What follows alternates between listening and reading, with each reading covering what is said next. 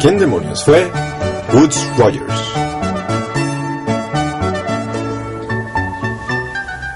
¿Otra vez ustedes? ¿Acaso no les bastaron 5 piratas? De acuerdo, pero en serio, ¿no saben quién es Woodes Rogers?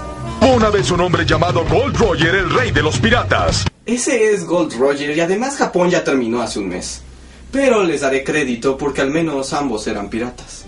Woodes Rogers nació en 1679 en Dorset, Inglaterra, pero desde muy pequeño su familia se mudó a Bristol, el más importante puerto británico de aquel entonces. Su padre era oficial de la marina, así que Woodes recibió instrucción militar. Su entrenamiento concluyó cuando tenía 25 años, pero no inició una carrera militar porque sus ojos se fijaron en algo más. La atención de Rogers se fijó en la fortuna de la hermosa Sarah Watson, hija del más importante almirante y hombre más rico de todo Bristol.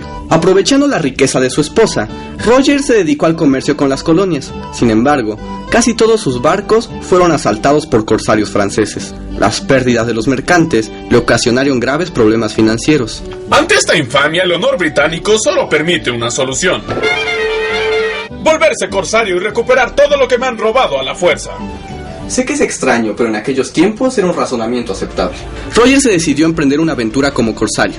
Las influencias de su suegro le consiguieron rápidamente una patente de corso, pero el problema era conseguir dinero para armar una flota, así que Rogers acudió a los empresarios de Bristol. Y es por eso, Lord Wimbledon, que requiero de inversores. Capitán Rogers, invertir es un gasto delicado y no me atrevería a menos que pudiera garantizarme una ganancia de... ¿Eso es un perico? Así es, son gajes del oficio. Voy a ser corsario. ¿Se supone que le voy a dar dinero para que vaya a jugar al pirata a alta mar, robando barcos y cometiendo crímenes? Especialmente barcos españoles, ya sabe. ¡Que se joda España! Oh, en ese caso cuente conmigo. Le daré el dinero esta tarde.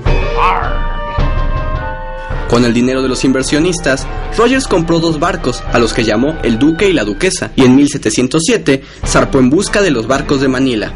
Maguila Gorila. Dije Manila, no Maguila. Los buques de Manila eran los más grandes galeones españoles. Navegaban de España a África, de ahí a México y de vuelta a Europa, recolectando toda clase de tesoros para la corona española. En el camino de regreso, la tripulación de los buques de Manila venía exhausta. Además, la carga del barco lo hacía muy lento. Eran la presa perfecta.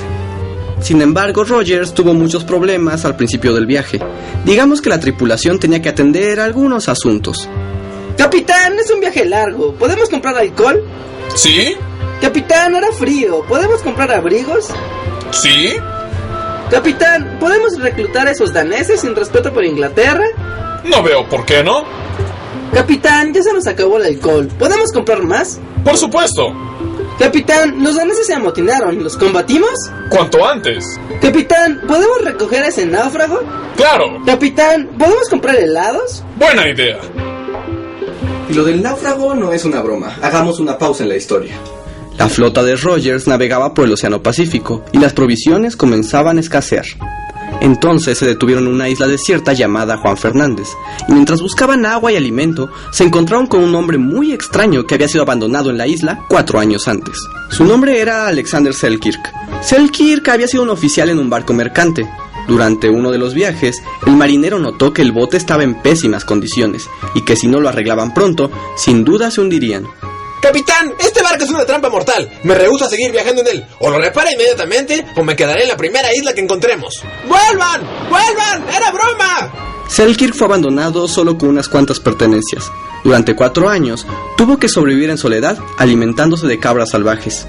Conmovido por la historia, Rogers lo llevó a bordo y tiempo después lo regresó a Inglaterra, donde su historia de supervivencia fascinó a miles de personas, incluyendo al escritor Daniel Defoe, quien se inspiró en la historia de Selkirk para escribir Robinson Crusoe. Y eso es todo. Volvamos a Rogers. La flota británica se encontraba en el Pacífico a la espera de los galeones de Manila. Rogers sabía que había 2 presas muy grandes en la zona y deseaba capturarlas. Cerca de las costas mexicanas, avistaron a la más pequeña de las presas, el galeón Nuestra Señora de la Encarnación.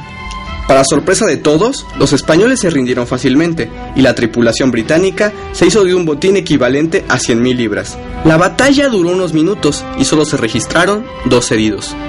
Lamentablemente, Rogers fue uno de ellos.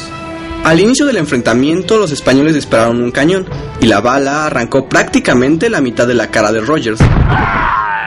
Pero haber quedado desfigurado no lo desanimó y se lanzó sobre el segundo galeón de Manila, el que tenía el mayor tesoro. Sin embargo, el segundo barco resultó estar muy bien protegido y los ingleses no pudieron capturarlo. En el enfrentamiento, una astilla desgarró el tobillo de Rogers. Ahora, feo y cojo, Rogers decidió que el botín de la Encarnación era suficiente y emprendió el camino de regreso. Para comprar provisiones, Rogers vendió algunas mercancías del botín, lo que hizo enfurecer a la Compañía Británica de las Indias Orientales. Se trataba de la empresa más poderosa que existía en Inglaterra, pues poseía el derecho al monopolio del comercio entre el Imperio Británico y sus colonias. Imaginen un monopolio.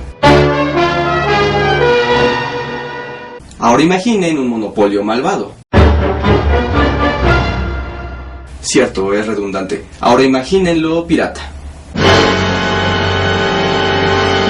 Créanme, no les gustaría enfrentarse a la Compañía Británica. Por haber violado la cláusula del monopolio al comerciar sin permiso, Rogers tuvo que pagar una enorme multa a la Compañía Británica de las Indias Orientales, lo que redujo el botín de manera alarmante. De vuelta en Bristol, Rogers también tuvo que pagar a los inversionistas, quienes casi cuadruplicaron su dinero, pero para el capitán y la tripulación casi no quedó nada. Cada marinero recibió solo 50 libras, mucho menos de lo acordado.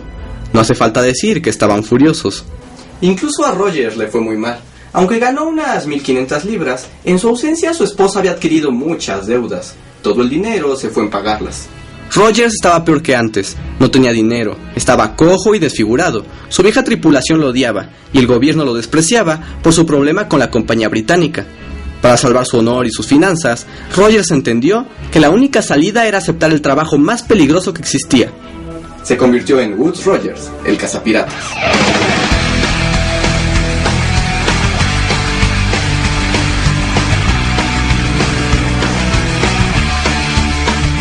En 1718, el Caribe estaba infestado de piratas, y las Bahamas eran la base de los criminales.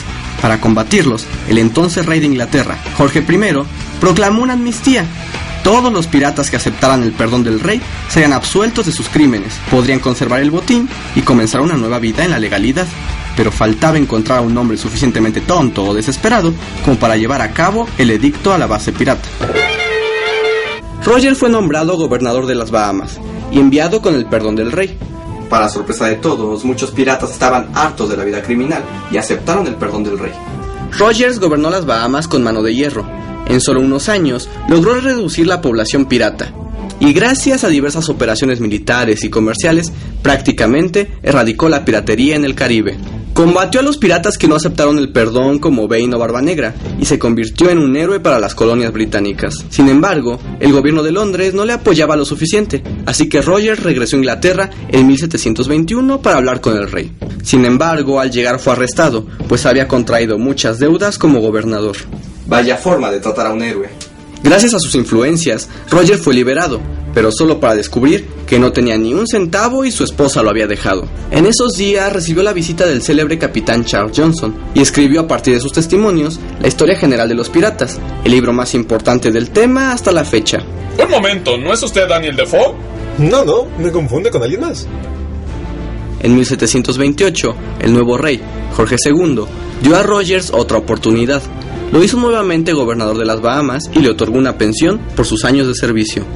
Rogers pasó el resto de su vida en New Providence y murió tranquilamente en su cama. Como homenaje, la ciudad adoptó como lema una frase acuñada por el viejo capitán, la cual se utilizaría hasta la independencia de las Bahamas en 1975. Expulsis piratis restituta commercia. La desventurada vida de Rogers concluyó tranquilamente, aunque algunos dicen que lo envenenaron. Pero lo importante es que ahora ya lo saben. ¿Quién fue Woodes Rogers? El corsario con la peor suerte de la historia, el que acabó con la piratería en el Caribe y el hombre al que le faltaba media cara y una pierna. Y ahora que ya me molestaron 2 veces, largo de aquí, me he ganado un descanso.